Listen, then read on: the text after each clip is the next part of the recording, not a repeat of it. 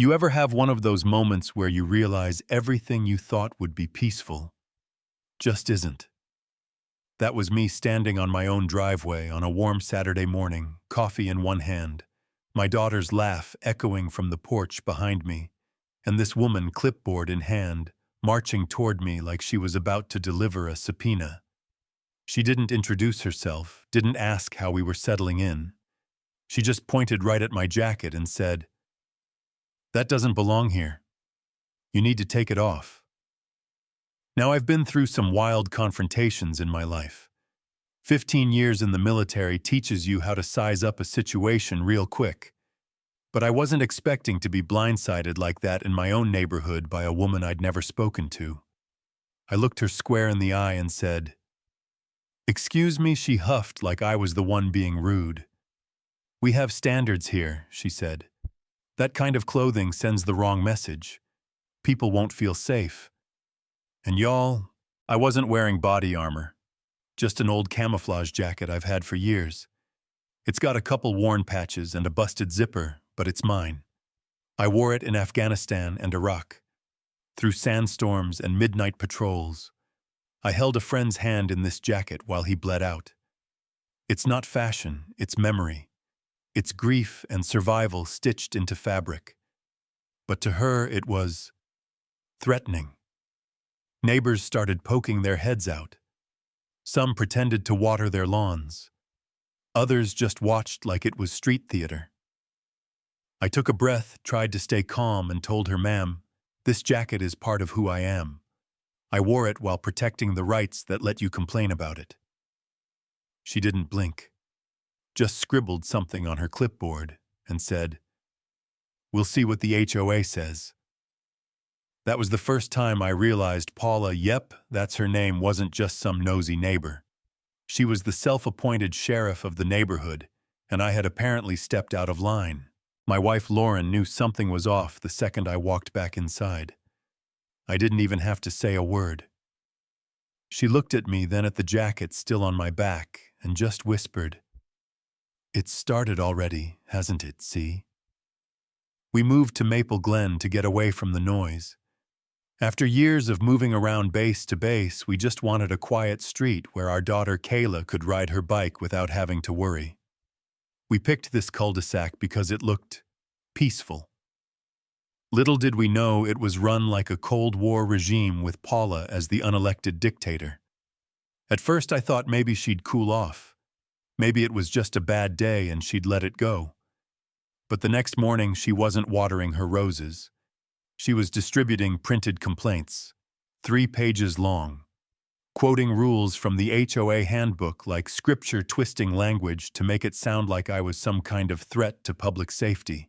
You ever read words about yourself that make your stomach twist, stuff like, "Visible combat gear may intimidate young children"? I read that line and just sat there in silence. Kayla sat across the table, coloring, completely unaware her daddy was being painted as dangerous for wearing a jacket she cuddled up to on the couch. By midweek, neighbors stopped waving. Some wouldn't meet my eye. Others gave me those polite little pity smiles, the kind that say, "We're sorry, but we don't want to be involved." Lauren tried to shake it off. "We'll get through it," she said. But I could see the worry in her eyes when she picked Kayla up from the bus stop. She'd started noticing the whispers, the distance. Then Friday came. Paula had her little stage set, HOA meeting, 7 p.m. sharp. Folding chairs, donuts, the whole thing. She strutted to the front like she was hosting the Oscars. "I'd like to address a safety concern involving military attire being worn in the neighborhood," she said. Not my name, but everyone knew. I raised my hand. "Can I respond?" She hesitated, clearly not expecting that. I stood up, calm but firm. "This jacket doesn't make anyone unsafe.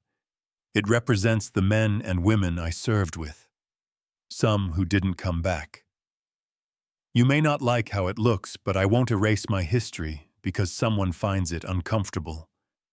And just when Paula opened her mouth to counter Harvey, Our 70-something neighbor, who'd been quiet as a mouse until now, stood up. "It's just a jacket, Paula," he said. "Let the man be." The room shifted. You could feel it. People weren't clapping, but they weren't nodding with her anymore either. She scowled, muttered about guidelines, and ended the meeting early. Now here's where the story takes a turn. Next morning, a familiar truck pulled into our driveway. Caleb, one of my closest brothers in arms. He didn't say much, he just hugged me like it had been years. Behind him came Jonas and Tessa, 2 more from our unit. "I saw the video," Caleb said. "You should have called us sooner." I laughed, but it caught in my throat. "Didn't think I needed backup in a cul-de-sac," I said. "You always need backup," he replied. The 4 of us walked that street together, not in uniform, not armed, just present. Paula saw us from her porch. Her clipboard wobbled. She came out, tried to speak, but Tessa cut her off. "You may not like Andre's jacket, but that man wore it while protecting your right to wear that smug expression," she said. Paula didn't have a comeback for that. Just turned and walked inside. That night, neighbors brought cookies. Kids waved. A woman named Janet left a note. "Thank you for your service. We were just waiting for someone to stand up." Even then, I wasn't looking to be a hero.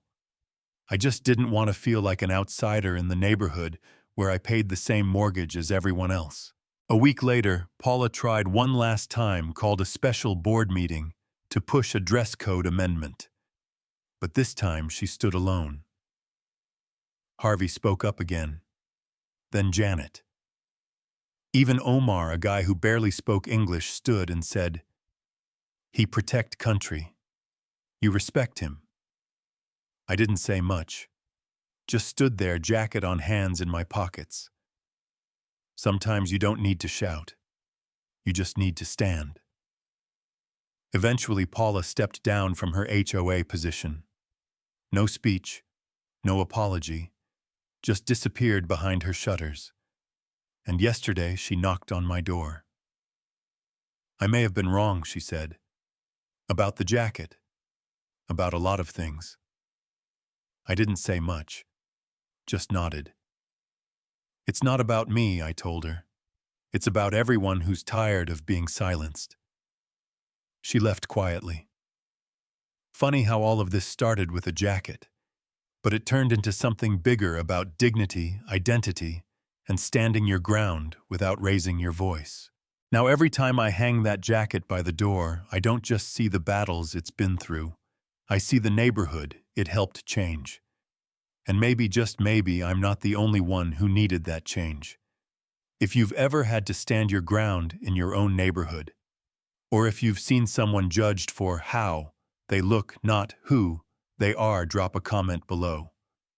Do you think the HOA went too far, or was Paula just doing her job? Let's talk about it, and if you know someone who's ever been in Andre's boots, share this with them. And don't forget to subscribe for more stories that remind us why respect, identity, and community still matter.